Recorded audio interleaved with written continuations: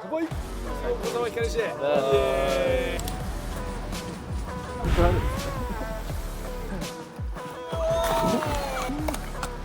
横につけようさせてこういう時間を楽しむってのがいいよね。うわー気持ちいい。気持ちいい。気持ちいいね。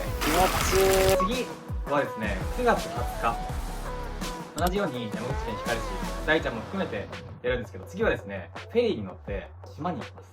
じゃあせーのどうぞ。うわー